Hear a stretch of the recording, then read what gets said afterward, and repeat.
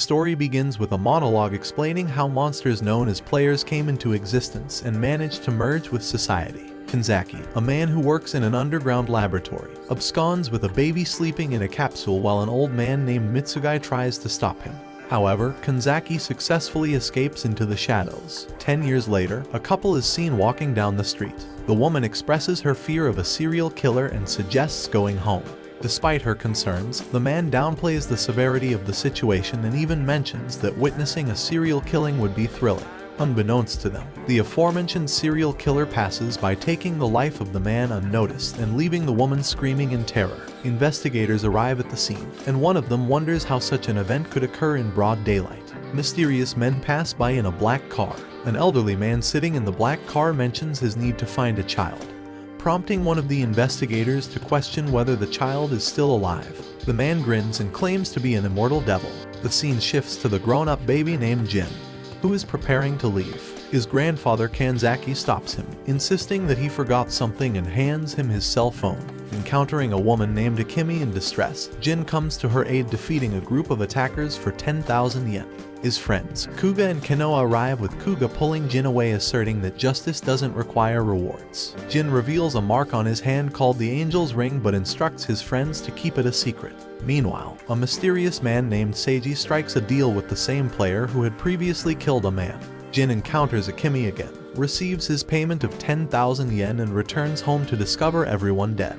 Perplexed by the situation, he attempts to seek medical help for his deceased grandfather Kanzaki, but is denied by a doctor. Consequently, he ends up going to Akemi, who takes him in as Kanzaki had passed away in the hospital. On the other hand, Akemi brings Jin to her home and they share a bath. Jin inquires about death and Akemi responds that he wishes to reunite with his grandfather, breaking down in tears. The following day, they go shopping but are attacked by the same player. Akemi tries to shield Jin but is injured in the process. This infuriates Jin, leading him to activate his Z powers. He defeats the player with a single blow but loses consciousness in the process. He awakens in a hospital with an investigator by his side, who imparts words of advice. Jin asks about the meaning of hope. The investigator takes Jin to Akemi's room and explains that she represents his hope, resulting in an embrace between them. Several years later, Seiji is shown conversing with another rampaging player possessing fire abilities. Meanwhile, a fight breaks out between two homeless individuals go down. Kenoa, who is distributing food with her mother, tries to stop the fight. Just when she is about to get attacked, a teenager steps in and stops the fight. The teenager turned out to be none other than Jin himself. He walks away and goes to Akemi, who is now working in a stall in the underground laboratory. Mitsugai is working to create another Z like Jin, but fails to do so even with Kanzaki data. In a party arranged by Amani Corporation, the adult Kuga makes a statement to become an ally of justice like Alphas, who is a superhero in an anime. He goes out and joins his crew to locate the arsonist. Meanwhile, Jin walks out from home because of itching in his senses. He discovers the arsonist in a building and fights with him. The arsonist gives Jin a hard time. Meanwhile, Kuga reaches the building with his crew. He meets with Jin and uses his fire extinguishing spray on the surrounding fire. They discovered a family stuck in the building. Jin throws the family with the bed down to save them. Kuga escapes the scene and unintentionally gains the credit for saving the family. Jin struggles against the arsonist and ends up activating his Z powers. He transforms into a monster and kills him with one punch. Jin escapes the building and falls unconscious. Kenoa takes him to the hospital where her grandfather Mitsugai identifies him as the child taken by Kanzaki. Jin wakes up and finds his foster mother held by a player. Jin transforms, enraged to save his mother, while Mitsugai and other scientists keep track of his transformation from outside. He kills the other player with a single punch. As usual, for the first time in his life, Jin witnesses his Z form. In a rage, he breaks the glass of the laboratory. He is shocked to find that his mother has turned into a player, so he must kill her, as Z form cannot stand a berserk living player in the surroundings. The armed men of Mitsugai shoot his mother. As he fails to kill her, Jin breaks into tears while returning to his human form. Mitsugai gives him a dose of medicine and takes him to an abandoned underground facility. He explains to him that they made him and Kanzaki was his father. Mitsugai develops some monsters to make money, but these monsters developed intelligence and broke out into human society to atone for his sin. They made a powerful monster with the power of Ring of Exposure that can reveal a monster disguise in human flesh. And that monster is none other than Jin Kanzaki. Just when they are leaving, the ring of exposure on the wall begins to resonate with the ring on the left arm of Jin, indicating they are connected. Mitsugai takes him to the stall where Akemi is working perfectly fine. He breaks it to Jin that the Akemi he saw in the laboratory was a monster made by them to test his Z transformation level. Jin decides to meet her, but Mitsugai stops him. He tells him from now on he should maintain distance from his beloved ones, because if he lives with her, other players will target her. Upon reaching the household of Amagi, he asks Jin to join him so that he can stop the players from wreaking havoc. Jin accepts his offer as the old guy promised to heal off the scar on her foster mother's face. He tells him about the final form of Zet, which is red and more powerful than all players. Seiji is found wandering near the abandoned facility. He discovers a broken part of the ring of exposure, to which he smiles and walks out. 2 years later, the investigators discover another case of killing. This time, the victim has turned into sand. In downtown, several players are killing humans. A red-haired girl unintentionally witnesses the whole thing. She leaves her case and runs for her life. The player keeps on searching for her. The girl hides in a small house, while the men from Amagi Corporation watch the whole thing. From cameras, we see a flashback where Mitsugai conducts various tests on Jin to transform him into Zet, but all in vain. They developed a gum called Activation Gum to kickstart his transformation. But still, the results were not good. On the other hand, Kanoha and her mother continue to distribute food to homeless people in the Amani Corporation building. The teammates of Kuga imprison him with new gadgets capable of helping in various situations. On his way back, the secretary of his father encourages him to continue his work of justice. He tells him about his secret project of creating a powerful suit with the military technology of the company for him to continue his work for justice. Kanola comes across Jin again. She tries to talk to him, but he tells her to stay away from him. After coming home, Jin finds the red-haired girl hiding in his house. He tells her to get out, but she explains about the dangerous man outside looking for her. He gives her food, to which she compliments him a lot. She tries to ask him more, but Jin ignores her. Suddenly, he gets a stench and heads out. While telling her to stay in the house, she chases after him and finds her lost bag. As she grabs her bag, the man from before appears behind her and holds her down. She tries to fight back, but all in vain. Jin intervenes and demands 10,000 yen for saving her, to which she happily agrees. The man attacks him, but he brilliantly counters and attacks him. The man reverts to his original player form, and Jin ends up taking the activation gum. Despite activating some power, the man beats him up. The subordinates of Mitsugai shoot the captured girl with a sleeping drug. As the player drives Jin to death, he miraculously transforms into White Zet, a new form, and kills him. Mitsugai is thrilled to see this transformation of Zet. However, things are not normal yet because the player's main body has escaped. The man, dressed in a white suit known as Sweeper, kills the player's main body because of a violation of their rules. The man belongs to Eval, an organization consisting of elite players. Jin reverts to his human form and takes the girl home.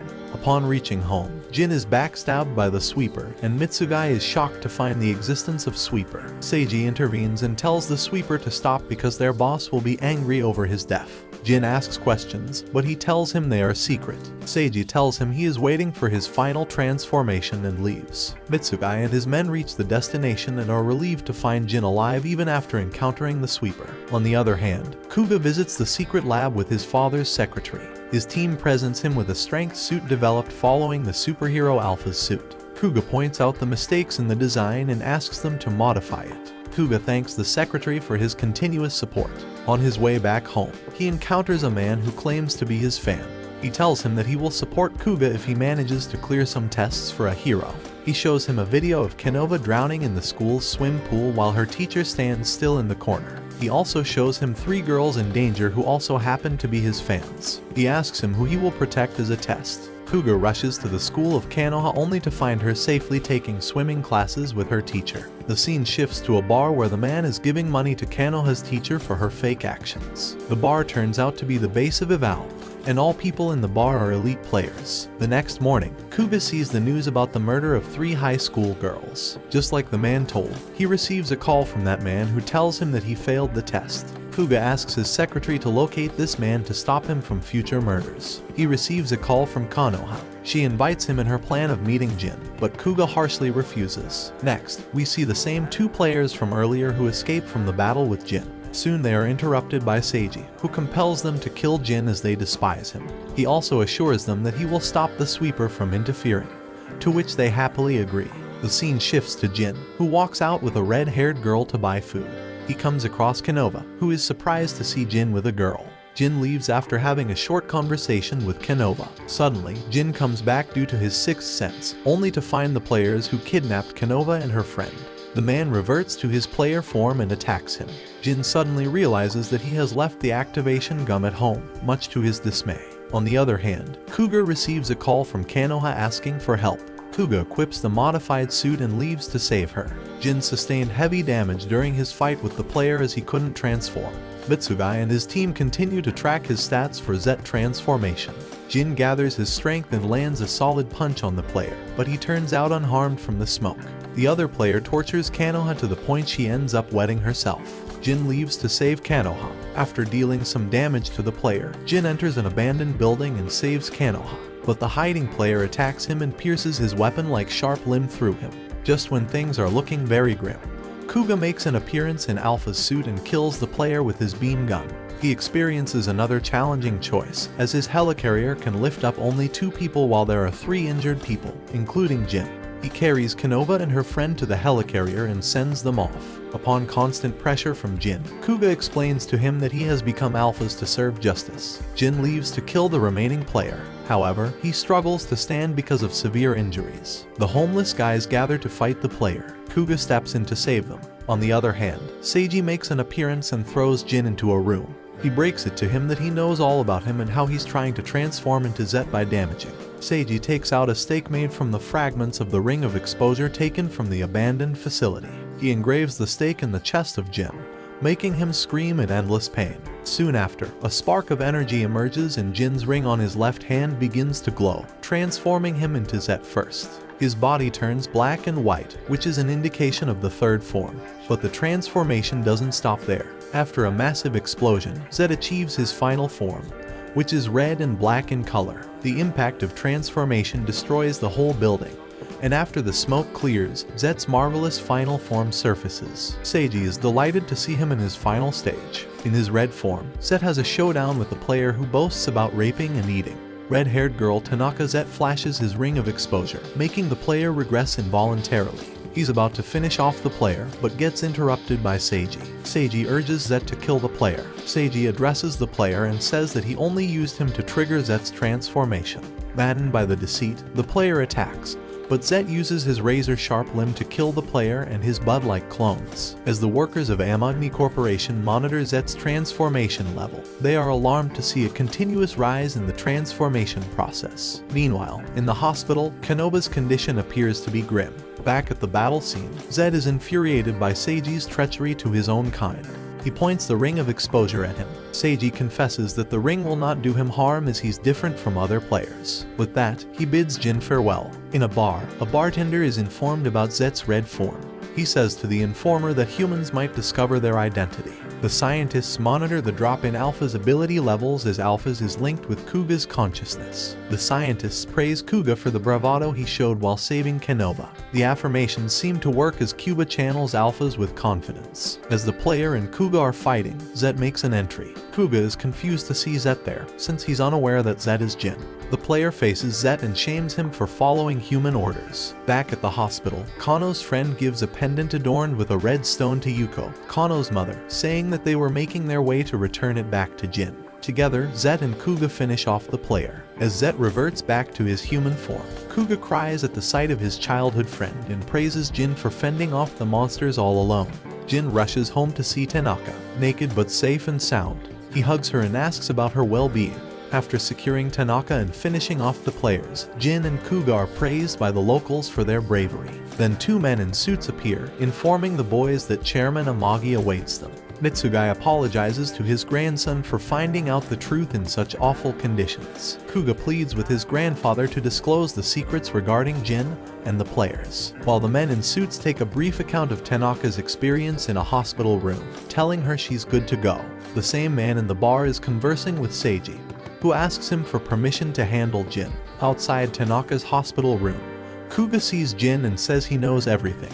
He expresses his wish to join forces with Jin to fight the players. On the other hand, Jin doesn't share Kuga's enthusiasm.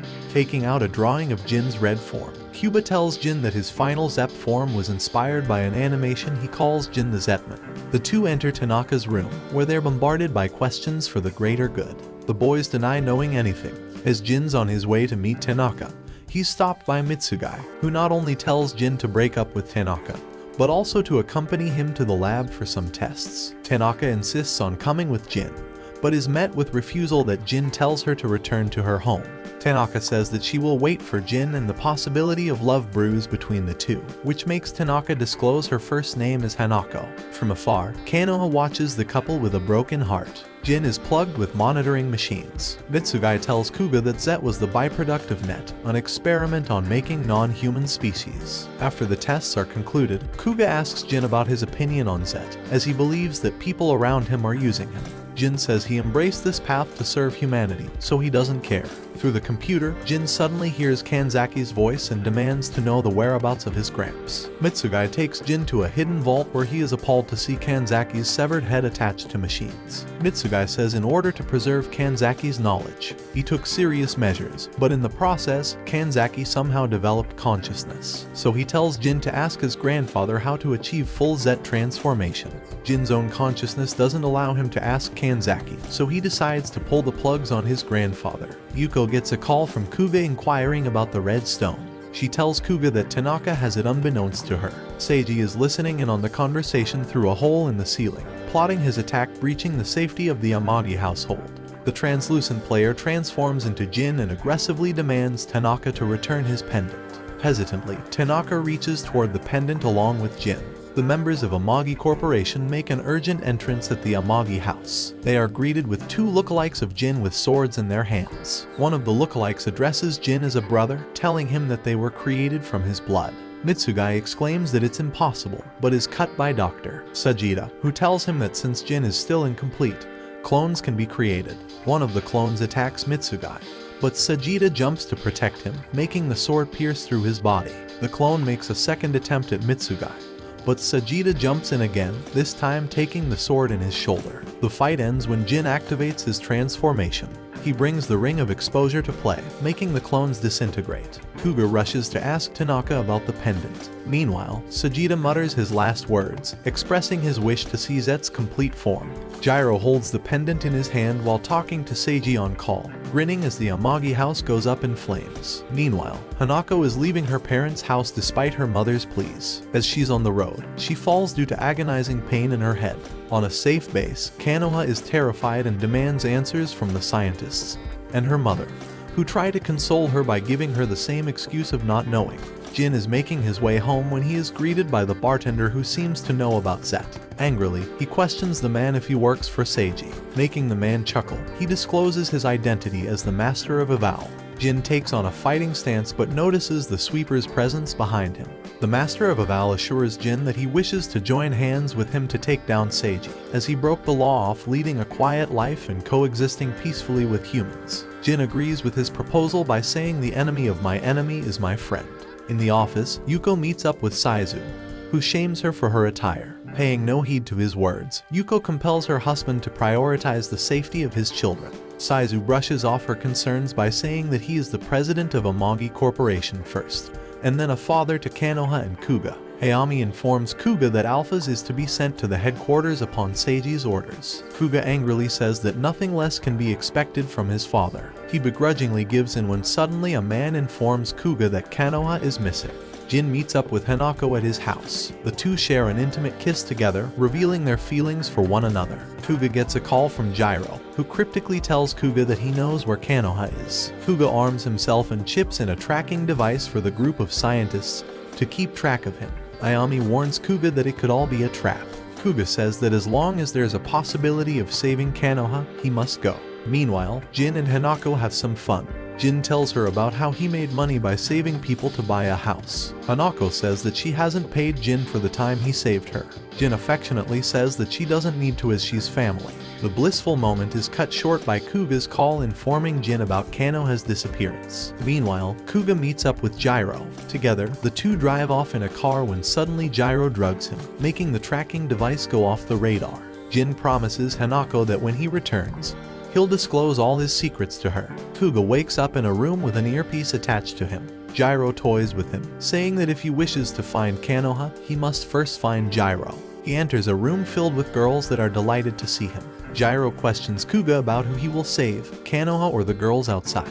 Kuga gets in a fighting stance to take on the Hammerman. Meanwhile, Seiji appears on live television to disclose the existence of a vault. He lets the players loose on humans as verification for his words. As Kuga takes on the Hammerman, he starts to enjoy the fight. He finally puts an end to the Hammerman. Kuga asks Gyro to release the girls, and he does so by shooting a laser beam to slash open the girls, making them disappear from this world itself. Meo appears beside Kuga and says that she knows where Gyro is. Despite being skeptical, Kuga goes with her still on air. Seiji outs the involvement of the Amagas in creating the players, by revealing that players were simply made for sick pleasure. Jin saves the humans from Seiji's players, but the humans around him scowl and scrutinize him. They dump him, a monster, upon seeing him in his Z form. Luckily, he's saved by the detective. Gyro and Cuba have a face-off. Gyro mocks Cuba's sense of justice and reveals his hatred for Amati Corp, especially Saizu, as he left Gyro and his son Ikaru to die in the lab where the players were created. In order to survive, he merged himself and Ikaru with a player. Gyro proceeds to say that he aligned himself with Seiji to take down the Amatis. Hayami steps out from the shadows, and Kuga is flabbergasted to find Hayami conspiring with Seiji to rule over the Amani Corporation. Ikaru also unveils his ability to control people by bugging them. Meanwhile, Saizu holds a press conference with Mamoru to defend the name of Amagi. Unbeknownst to him, Mamoru is bugged by Ikaru. In the middle of the press, Mamoru acts out and says that everything Seiji said was true and then shoots himself. Hayami says that he will make Kuga a hero for the world after he kills his father. In a fit of rage, Kuga uses his gun to land a triple kill on Gyro. Hayami and Ikaru Mayu come out of her bug state now that Ikaru is dead, and together the two step out of the building, where they're greeted by the scientists. Cuba dons the Alpha's suit, ready to fight. Meanwhile, Seiji launches an assault on Saizu. Despite having a backup, Saizu is overwhelmed by the players. Jin makes an entrance in his Z form, but is quickly overpowered by Seiji, who says he will help Jin achieve his full transformation. Disengaging the limits on Alphas, Kuga takes flight to defeat Seiji. Meanwhile, Seiji pierces Jin with his mere fingers, making him double in pain. If Jin wishes to save humanity, he must stab himself with the stake made out of red stone to achieve complete transformation. Seiji, about to impale Jin with the red stake, is interrupted by Kuga. Jin tells Kuga to get the stake from Seiji. Saizu orders Kuga to kill Jin, but to his dismay, Kuga points his gun at his father, calling him the root of all evil. Saizu orders his soldiers to finish off his son. Jin tries to stop Kuga, but his appeals are unheard. Yuko jumps to save Saizu, but all in vain as the bullet goes past her, injuring Yuko and killing Saizu. Seiji beckons Jin to stab himself so he can eviscerate humanity. Kuga urges Jin not to do so, as he believes that the red stake is stained with evil. Jin goes ahead and impales himself anyways, when Seiji uses Hanako as bait. Lo and behold, Jin finally achieves his mighty transformation, giving him the appearance of no less than a titan with red and black skin. Jin's ring of exposure gleams, tormenting the crowd of people with headaches. Just then, Hanako transforms into a player. Seiji, now in his monster's form, informs Jin that the ring of exposure causes the players to regress, ensuring that they never revert back to their human forms. Jin is in disbelief to see Hanako as a player. Kano is watching everything unfold, with the detective by her side. The detective notes that Hanako is the sand monster that turned humans into sand. Kuga valiantly battles the players, while Seiji reveals that Hanako was a trap for Jin. He taunts Jin for the dreams he shared with Hanako. Jin gets a flashback of all the people that touched his life. He calls Seiji a liar and staggers to attack him. Seiji taunts Jin to kill Hanako, as he was made to be the harbinger of death for the players. With Kuga's wicked sense of justice running loose, he uses his sword to finish off Hanako. Seiji mockingly thanks Kuga for bringing a callous Jin to the surface. Traumatized by Hanako's loss, Jin marches towards Seiji, who beckons him to finish Kuga as he's the real enemy. Jabbing his hand inside Seiji's chest, Jin takes out his heart and crushes it, sending Seiji to his demise. On the sidelines, the detective and Konoha watch Kuga unravel into madness. He retorts that Jin is no longer a hero, and as long as the ring of exposure exists, humanity will be a threat, so Jin must perish. Jin says he doesn't give a damn, making Kuga point his gun at him. The sound of a bullet rings in the air. 3 years later, Alphas is making headlines as a hero who saves people from the players that quench their bloodlust by preying on them. In his day job, Kuga works as the president of the Amagi Corporation. Mayo greets Kuga lovingly, and they talk about the event that took place 3 years ago. The flashback picks up from the fight between Cuba and Jin as Kuga pulls the trigger. Jin appears behind him with the speed of light. Cuba tumbles back as Jin unleashes the might of Zet's charisma, gaining a tail and bat-like wings in the process. The surge of power emitting out of Jin is felt by the leader of Eval in his bar, and by the sweeper. Jin is about to kill Kuga, but his merciful nature gets the best of him. He tells Kuga to keep his head up and disappears into the night. As Kuga is about to go after Jin, he is stopped by Kanoa, who tells him to fall back. Mitsugai also makes an appearance, and tells Kuga to let Jin go as Kanzaki's upbringing has made Jin compassionate towards humankind. The flashback ends, and we see Jin fighting off the players from the shadows without any care for titles and praises from the world. Unlike Kuga, like this video and subscribe to Annie Summary for more anime recaps.